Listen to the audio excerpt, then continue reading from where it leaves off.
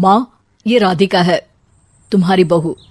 राधिका गांव में हॉस्पिटल में नर्स का काम करती है। बस हम दोनों में दोस्ती हो गई और हमने शादी कर ली। राधिका, माँ के पैर छू। अरे चल हट नालायक।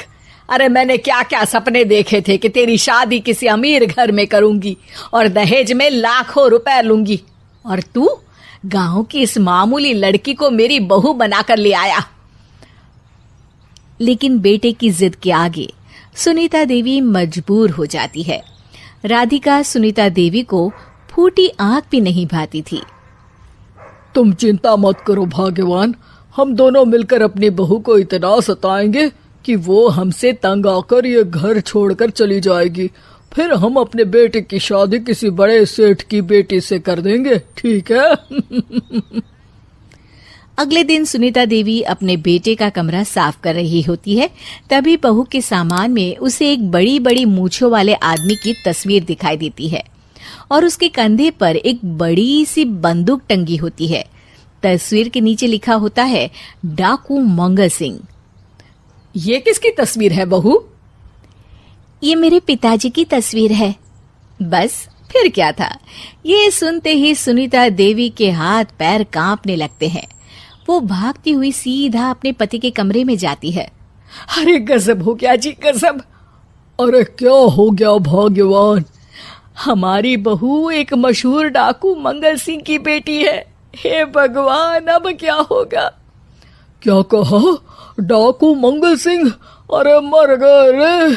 सुना है वो तो बड़ा ही खतरनाक डाकू है, मारता ज्यादा है गिनता कम है।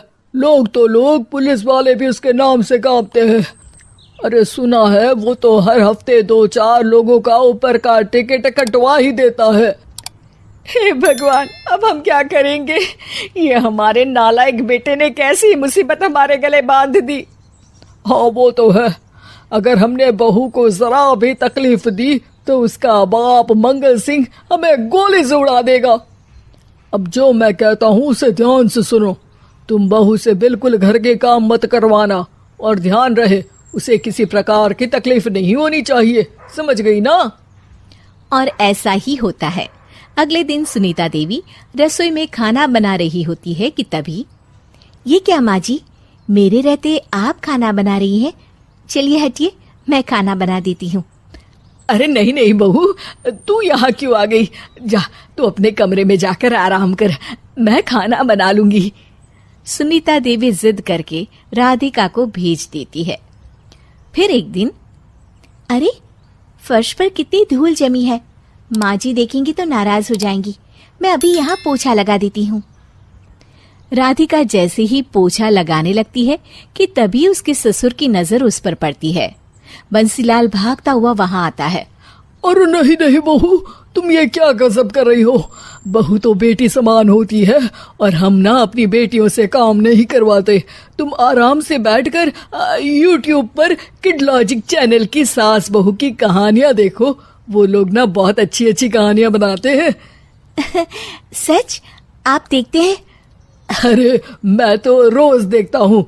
शहर की बहू तो मेरी फेवरेट कहानी है। हाँ, ये कहकर बंसीलाल पोछा लगाने लगता है।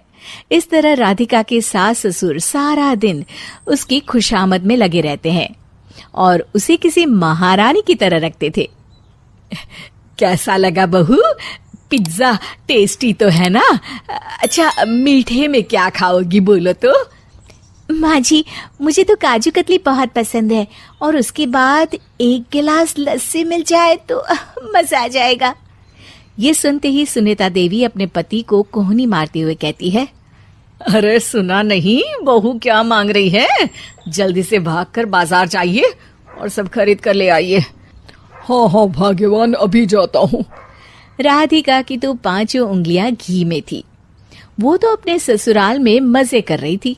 दूसरी तरफ राधिका की सास उसके लिए कभी नई साड़ी खरीद लाती तो कभी उसके लिए नए गहने बनवा देती। फिर एक दिन डाकू मंगल सिंह अपनी बेटी राधिका से मिलने अपने आदमियों के साथ आता है। उन सबको देखते ही राधिका के सास ससुर डर के मारे कांपने लगते हैं। मर गया रे, डाकू मंगल सिंह तो सच में कितना डरावना दिखता है, ऊपर से इतनी बड़ी बंदूक लेकर घूमता है। कैसे हैं समधी जी? क्या हुआ? आप इतना घबरा क्यों रहे हैं? और आपको इतना पसीना क्यों आ रहा है? आपकी तबीयत तो ठीक है ना? जी अभी तक तो ठीक है, पर लगता है बहुत जल्द खराब होने वाली है। क्या कहा आपने? जी कुछ नहीं, बताइए बताइए कैसे आना हुआ। दरअसल आज आपके शहर में हमारी नाटंकी मंडली का प्रोग्राम है, तो इसी बहाने सोचा बेटी का ससुराल भी देखता चलूं। ये सुनते ही राधिका के सास ससुर हैरान हो जाते हैं। क्या कहा? आप नौटंकी में काम करते हैं? हाँ माँ जी, पिताजी डाकू की एक्टिंग बहुत अच्छी करते हैं। उन्हें तो कई अवार्ड भी मिल चुके हैं। और ये बंदूक, ये तो असली लगती है। तभी राधिका के पिताजी अपनी नकली मूंछ निकालते हुए कहते हैं, इस मूंछ की तरह यह बंदूक भी नकली है। ये तो छर्रे वाली बंदूक है। इससे तो मैंने आज तक चिड़िया भी नहीं मारी। और खोदा पहाड़ और निकला चूहा। इसका बाप तो मामूली नौटंकी वाला निकला, और हम इससे डर कर बहू की नौकरों की तरह सेवा कर रहे थे।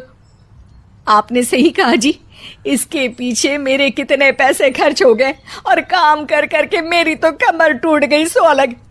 अरे बहू, तूने अपने पिताजी के बारे में हमें पहले क्यों नहीं बताया? राधिका मुस्कुराते हुए कहती है, आपने तो कभी पूछा ही नहीं ना माँ जी।